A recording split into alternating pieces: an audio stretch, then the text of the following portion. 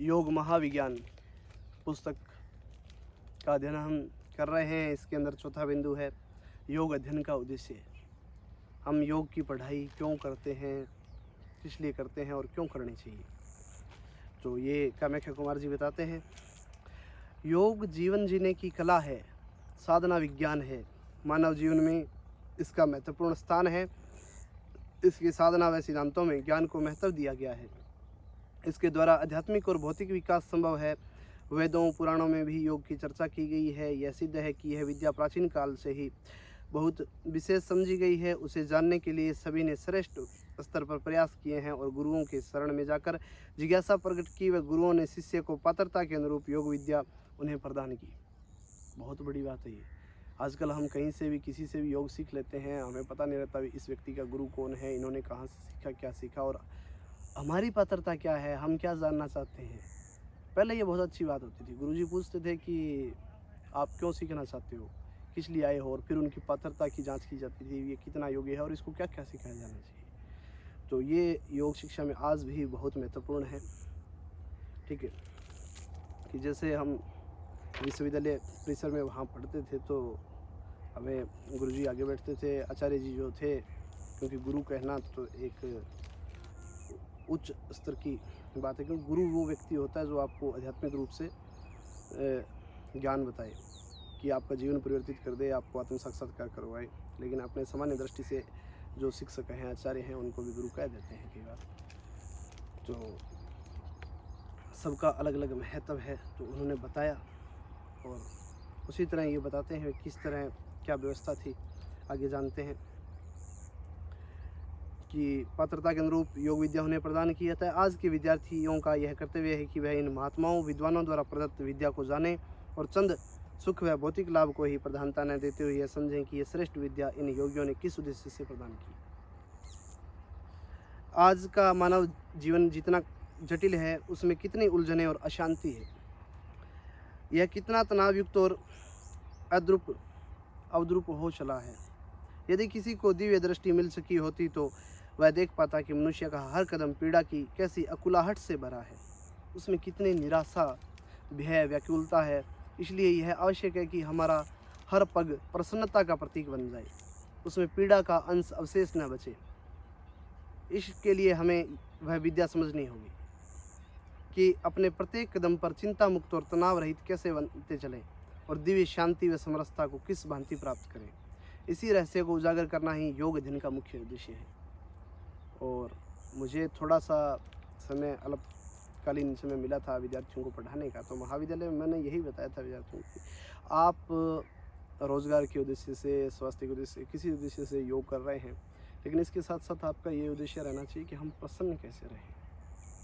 क्योंकि अपने पास विभिन्न प्रकार की समस्याएं, उद्वेग, कठिनाइयाँ आती रहती है, लेकिन उसी के बीच प्रसन्न कैसे रहें, उसका प्रयास करना है।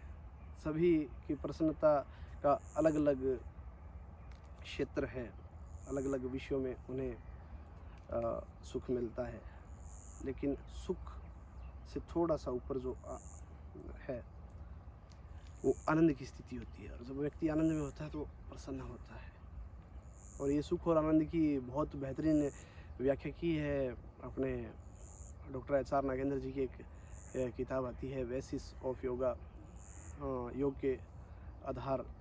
छोटी सी एक बुक है, हमारे BSc के सिलेबस में लगती थी, तो 85 रुपये की पुस्तक है, उसको पढ़ा जाना चाहिए। भी सुख और आनंद में अंतर क्या है वो आपको कभी मैं बताऊंगा। और जो विद्यार्थी पढ़े हुए हैं पास में बैठकर विद्यालय में, केंद्रीय विद्यालय में या महाविद्यालय में जो भी, तो वो जानते होंगे।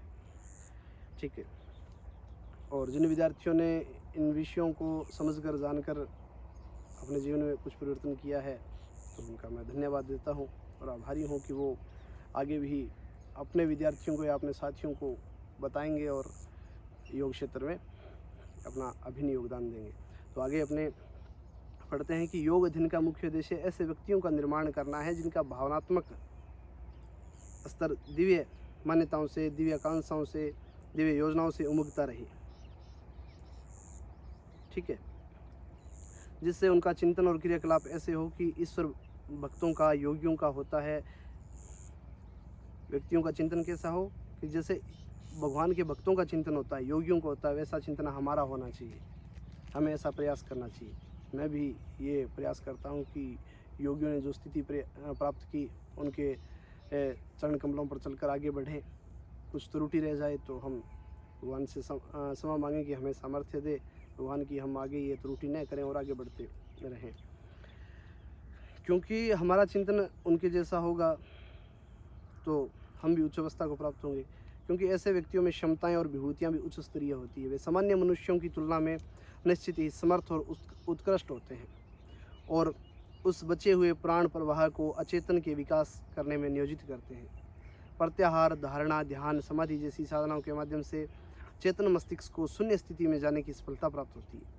चेतन मस्तिष्क की स्थिरता अचेतन मन की क्षमता तरंगों को काटती है, इसलिए उसे अविकसित स्थिति में पड़ा रहना पड़ता है। यदि बौद्धिक संस्थान की गतिविधियां मंद से स्थिर की जा सके तो उसी अनुपात में अचेतन के अंदर जागृत हो सकता है और उसके माध्यम से अविज्ञान का ज्ञान प्राप्त किया जा सकता है।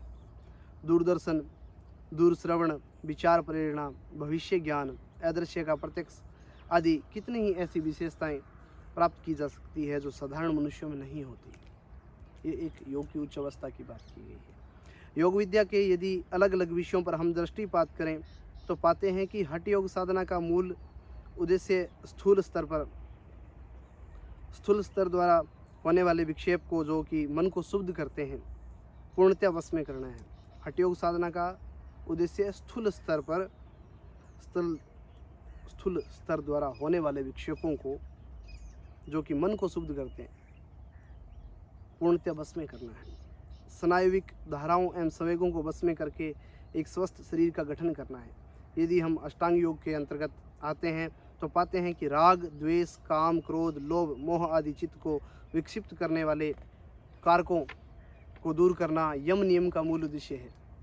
स्थूल शरीर से होने वाले विकर्षणों को दूर करना आसन प्राणायाम का प्रमुख उद्देश्य है।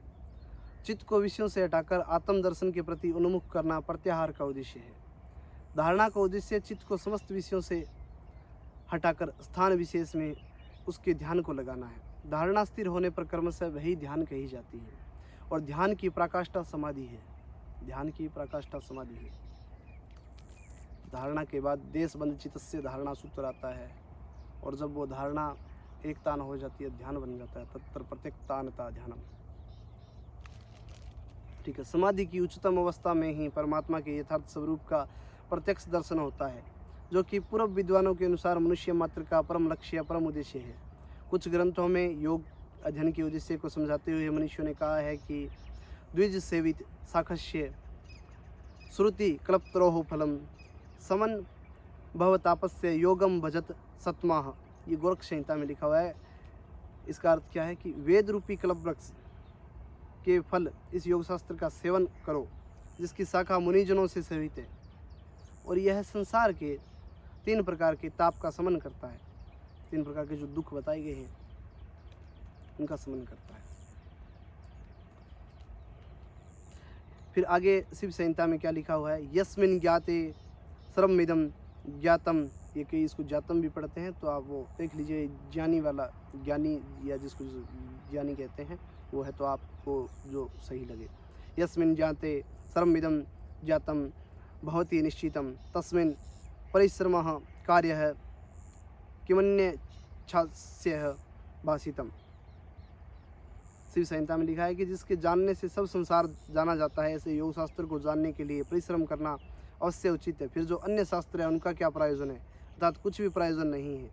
फिर अग्नि संहिता में क्या आता है, योगात् संप्राप्यते ज्ञानम योगाधर्मस्य लक्षणम योगः परम तपोगेय शताद्युक्तः सम अभ्यस्येत्। योग साधना से ही वास्तविक ज्ञान की प्राप्ति होती है।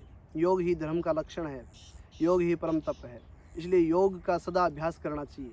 संक्षेप में यदि कहा जाए तो जीवात्मा का विराट चेतना से संपर्क जोड़कर, जीवात्मा का विराट चेतना उस परमात्मा से संपर्क जोड़कर दिव्य आदान प्रदान का मार्ग खोल देना ही योग अध्ययन, योग साधना का मुख्य लक्ष्य है।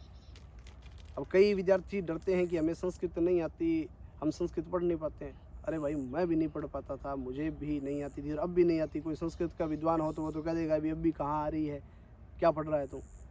तो धीरे धीरे पढ़ेंगे तो परिमार्जन होगा, सीख जाएंगे। तो डरे नहीं, शुरुआत करें, पढ़ें, धीरे धीरे सब समझ में आएगा। ठीक है, तो अपना चौथा बिंदु हुआ, फिर 5वां बिंदु अपने आगे करेंगे। जय श्री राम, जय हिंद।